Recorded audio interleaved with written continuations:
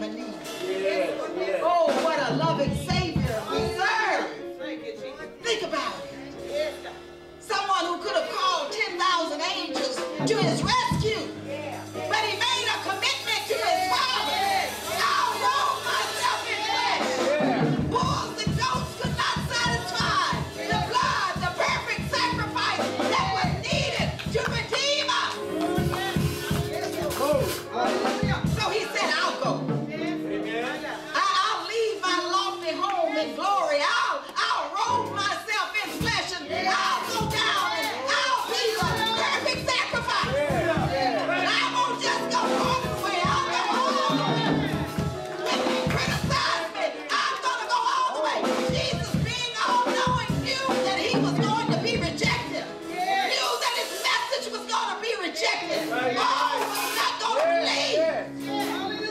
But he says when it gets rough, when they stretch me wide and hang me high, I'm still going to be committed because I'm making a promise to you, Father. I'm going down. I'm going down so that they can come out. That's good news. There ain't no power on earth. Hold me down. I'm going to rise. Jesus rose and I'm going to rise again. Because he got up. Daily we get up. In the name of Jesus. Daily we get up. Hallelujah. Glory. Hallelujah. Thank you, Lord. Oh, Sunday morning. But we ain't riding now. Amen. Last Sunday, on Palm Sunday, we saw him riding into Jerusalem. And we saw the Hosanna. We saw the crowds. We saw them praising him, waving palms and welcoming him into Jerusalem. But oh, today, Friday, we here crucify him. Crucify him. Hang him high. Stretch him wide. Amen. We all know we're going to have some Fridays in our lives. Everybody is not going to love the message that you want to tell them that Jesus loves you. Jesus is concerned about you. When this earthly tabernacle is dissolved, do you have another building not made with hands? There's more to life than just on this side. Where will your soul spend eternity? People don't want to hear that. So you're going to be crucified. But be crucified for righteousness.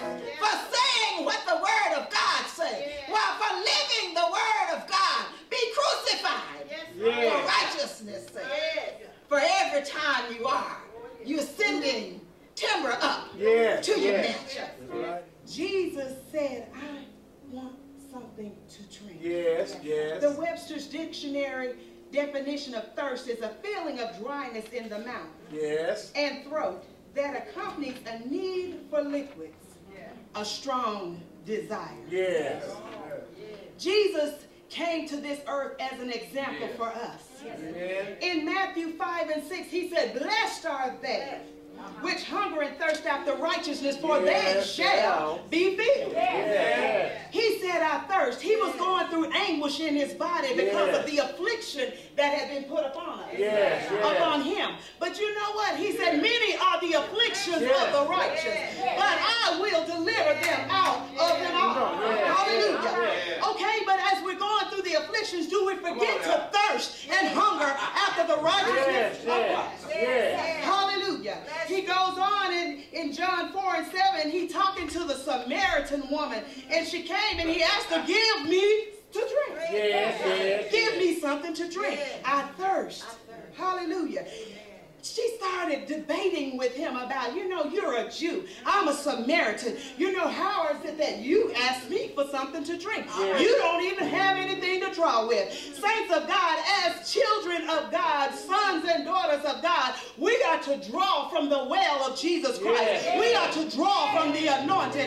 We have to hunger and we have to thirst. Because if we hunger and thirst for the righteousness of God, he said he is a very present help in time of trouble. Hallelujah. He said in John 4 and 10, he said, if you knew the gift of God and who it is that saith unto thee, give me to drink, thou wouldest ask of him, and he would give thee living water. My God. why have you forsaken me? Yes, yes, yes. And some of you might remember the Sunday when we broke bread on God's word that you're going to mind somebody. Yes. Well, when Jesus was praying at the Garden of Gethsemane, and he had asked his Father, if it's possible, may this cup be taken from me. Yes, yes. And we noted that it wasn't that Jesus didn't want to die for us, but it was a temporary separation from God the Father that was the most agonizing for him. Yes, yes. Physical death is horrible, but spiritual separation from God is the ultimate torture. Yes, yes. Remember, Jesus was praying on his hands and knees, and blood was coming out in the garden.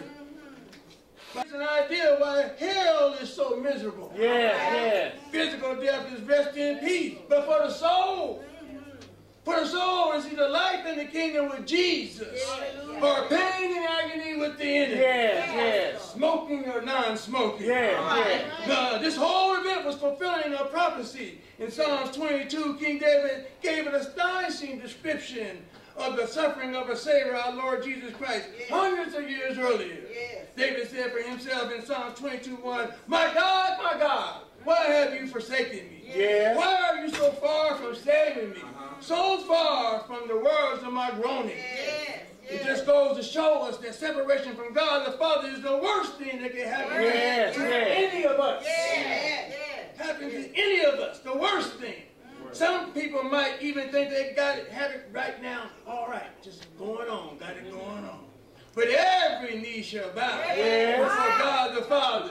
Jesus said, I am the way, the truth, and the life. No one comes to the Father except through me. It is by the blood of Jesus, the last and greatest sacrifice that we have been saved. It is by his blood that all sins have been covered. So that we can be close to the Creator. It is the great gift, the greatest of all gifts that we had, and we have eternal salvation.